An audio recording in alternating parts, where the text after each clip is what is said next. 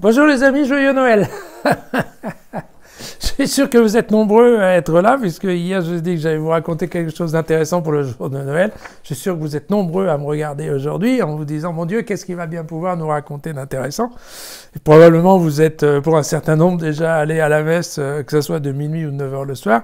Mais vous inquiétez pas, probablement vous aurez entendu un autre évangile, car l'Église nous prépare un choix entre 4 évangiles en fonction de savoir si c'est la messe de minuit, la veillée de Noël ou la messe du jour de Noël.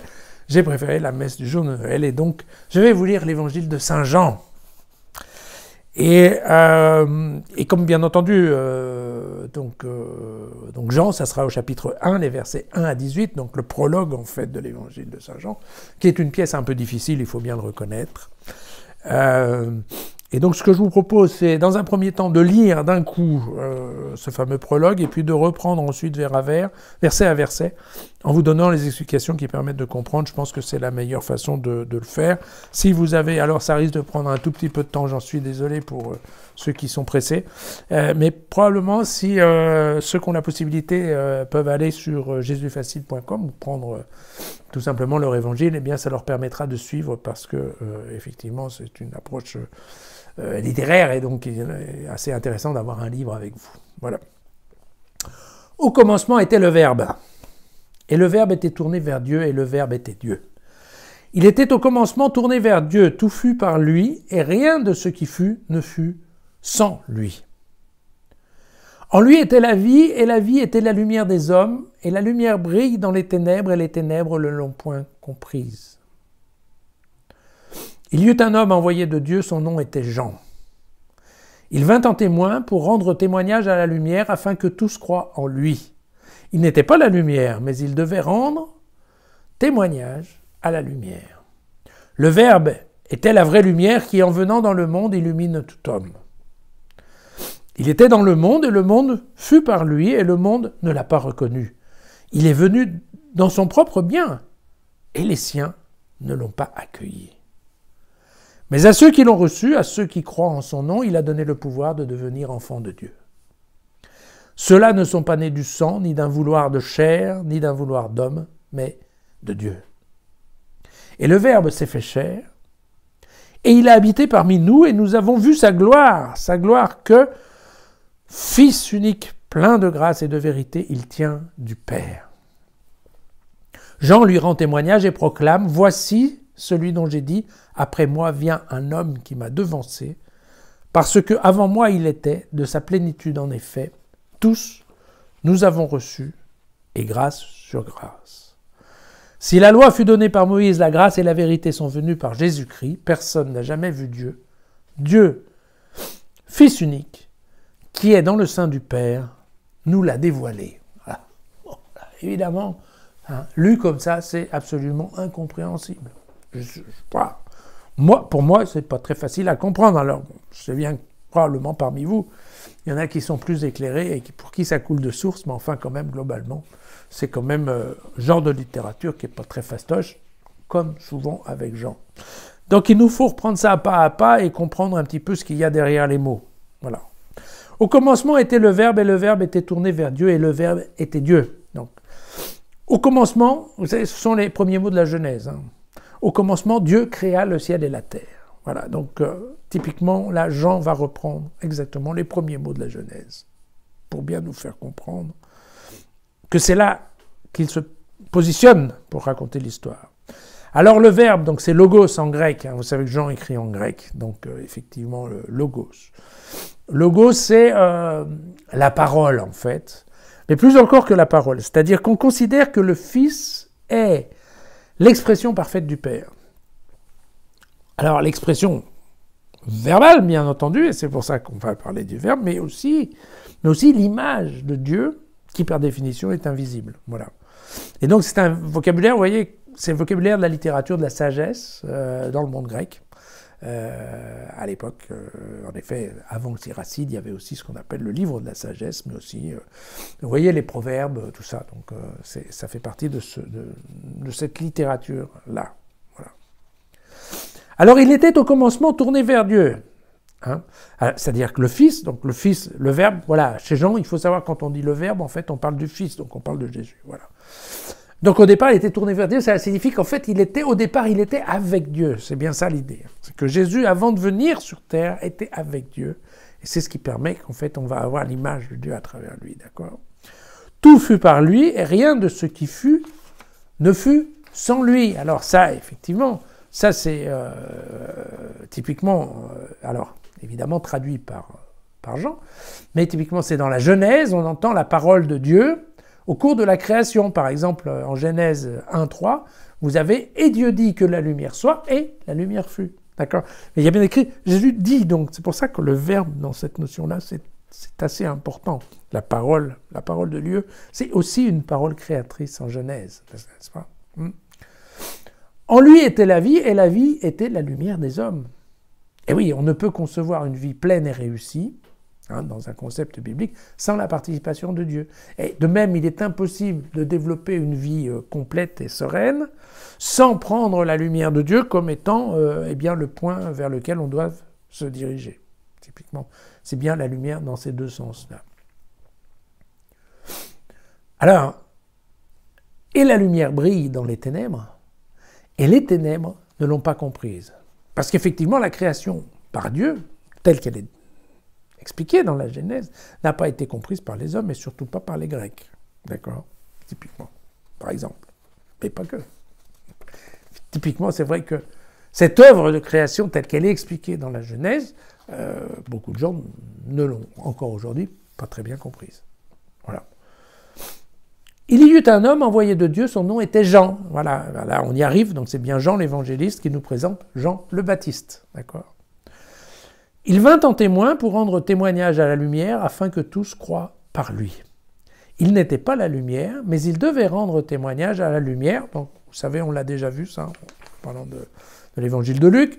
C'est en effet, il met en valeur en fait la différence de nature entre les deux personnages. Donc, un Jean le Baptiste de nature humaine et un Jésus, bien entendu, de nature divine. Voilà. Le Verbe était la vraie lumière qui, en venant dans le monde, illumine tout homme. Vous voyez, donc c'est bien ça, on y est. Donc on est bien dans la question. Alors, le Verbe était la vraie lumière, c'est-à-dire, voilà, Jésus, c'est vraiment Dieu. Hein, c'est ça ce qu'il dit derrière les mots. Mais ce qu'il dit, et c'est aussi important, il dit que venant dans le monde, illumine tout homme. Tout homme. Et donc ça veut bien dire que là, Jean reprend le concept de l'universalité de Dieu. Hein? Dieu est un exemple, mais pas que pour les chrétiens, pas que pour les juifs, pas que pour ceux qui croient en lui. Non, effectivement, le passage, la vie de Jésus sur terre, et typiquement doit être un exemple pour tous, une source de lumière, de morale, de comportement, de ce que vous voulez, pour tous. Donc vous voyez que ça c'est bien repris ici. Il était dans le monde et le monde fut par lui et le monde ne l'a pas reconnu. En effet, beaucoup n'ont pas reconnu la nature divine de Jésus. Il est venu dans son propre bien et les siens ne l'ont pas accueilli. Alors là c'est vraiment dirigé pour les Juifs, hein, parce que le bien, en effet, c'est Israël qui est considéré comme étant le bien de Dieu. Vous savez, c'est la question du peuple élu. Et donc, cette relation longue et permanente que Dieu, en fait, son peuple, c'est Juif. Son peuple, donc c'est bien sa propriété, son bien.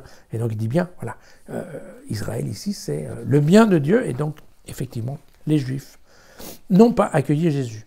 Mais à ceux qui l'ont reçu, à ceux qui croient en son nom, il a donné le pouvoir de devenir enfants de Dieu. C'est-à-dire qu'effectivement, là, on touche effectivement ceux qui ont cru, les quelques qui ont cru, on va dire. Sachant, vous vous souvenez, que dans ceux qui croyaient, il y avait plein, ils n'étaient pas juifs, ils étaient païens, d'accord ? Mais ceux qui ont cru, eh bien, eux, ils ont droit à devenir enfants de Dieu. C'est-à-dire qu'en fait, là, on touche bien la notion du salut par la foi. D'accord? Et vous savez, cette discussion avec Luther, que le salut, c'est la foi, c'est pas la foi et les œuvres, c'est la foi. Donc, effectivement, c'est bien de ça dont on parle. Alors ensuite, il y a une phrase un peu bizarre. « Ceux-là ne sont pas nés du sang, ni d'un vouloir de chair, ni d'un vouloir d'homme, mais de Dieu. Alors là, il y a des problèmes de traduction qui fait qu'en fait, personne n'est sûr, ils se disputent en permanence parce qu'on ne sait pas si c'est vraiment du pluriel ou si c'est du singulier. Si c'est du singulier, effectivement, à ce moment-là, Jean parlerait de la naissance virginale de Jésus. Mais effectivement, la traduction qui est ici, c'est un pluriel, mais ça ne fait pas non plus beaucoup de sens. Voilà. Et le Verbe s'est fait chair, et il a habité parmi nous, et nous avons vu sa gloire, cette gloire que, Fils unique, plein de grâce et de vérité, il tient du Père, et donc là, nous sommes typiquement dans le mystère de l'incarnation. Dieu vient au milieu de l'humanité, d'accord, à travers son Fils, donc c'est ça l'idée. Jean lui rend témoignage et proclame, « Voici celui dont j'ai dit, après moi, vient un homme qui m'a devancé parce que avant moi il était. » Évidemment, ça paraît un petit peu compliqué, mais c'est bien cette histoire de différencier la question de Jésus et de Jean, parce que effectivement, si Jésus est Dieu, eh bien Dieu était déjà là avant que Jean ne naisse, n'est-ce pas? Donc c'est pour ça que Jean annonce la venue, en fait, du Fils, mais Dieu, lui, était déjà là avant. Bon, en fait, c'est un petit artifice uniquement pour bien montrer une fois de plus la différence de nature entre Jean le Baptiste et Jésus. De sa plénitude, en effet, nous avons reçu, et grâce sur grâce. Donc, ça veut dire qu'effectivement, on a eu un effet positif avec la venue de Dieu. C'est vraiment le bonheur d'avoir connu Dieu, et ça nous enrichit au sens, bien entendu, spirituel du terme. Si la loi fut donnée par Moïse, la grâce et la vérité sont venues par Jésus-Christ. Donc ça, c'est un message un peu vache pour le monde juif, puisque vous savez que les pharisiens ne juraient que par la loi, les sadducéens aussi, la Torah.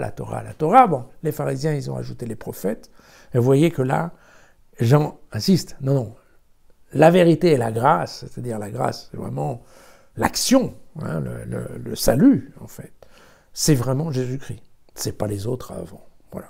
Donc évidemment, ça, c'est pas très sympa pour les Juifs, mais c'est la réalité. Personne n'a jamais vu Dieu. Dieu, Fils unique, qui est dans le sein du Père, nous l'a dévoilé. Voilà, c'est cette idée. Vous savez, on verra ça, ou on a déjà vu ça dans la Bible. Dans la Bible, Dieu n'est pas visible, c'est impossible de voir le visage de Dieu. Vous savez même qu'il y a un moment où dans l'Exode, Dieu suggère qu'il passera mais qu'on verra son dos, on le verra de dos, on ne le verra pas de face. Voilà. Donc vous voyez, c'est bien cette idée-là. Et donc en fait, l'idée c'est que la seule manière de connaître Dieu, sans le voir directement, en fait, c'est de voir son Fils. Voilà. En voyant Jésus, c'est une manière de voir Dieu. En tout cas, c'est une manière de l'entendre et de le rencontrer quelque part. En tout cas, de se faire une image de Dieu. Donc voilà ce qu'on appelle le prologue de l'évangile de Jean. Vous voyez, donc c'est un texte aussi qui est hérité de la liturgie ancienne. On pense de la région d'Éphèse, voilà, et qui a été complété bien entendu par l'évangéliste. Voilà. Donc vous voyez, c'est un texte qui est un peu compliqué, mais quand on prend comme ça, je dirais verset à verset, mot à mot presque, on peut se rendre compte que dans ce prologue, puisqu'on appelle ça le prologue, globalement, c'est un résumé de tous les évangiles, en tout cas de l'histoire de la vie de Jésus parmi les hommes. Voilà. Bonne façon de vivre ce jour de Noël. Voilà, j'espère qu'en plus de ça, vous aurez eu quelques cadeaux, parce que le mien est un cadeau un peu intellectuel et pas très pratique, mais voilà. J'espère que le repas ne sera pas trop lourd et que vous serez quand même en forme pour me retrouver demain, parce que, voilà, il n'y a pas de congé pour les braves. Alors à demain!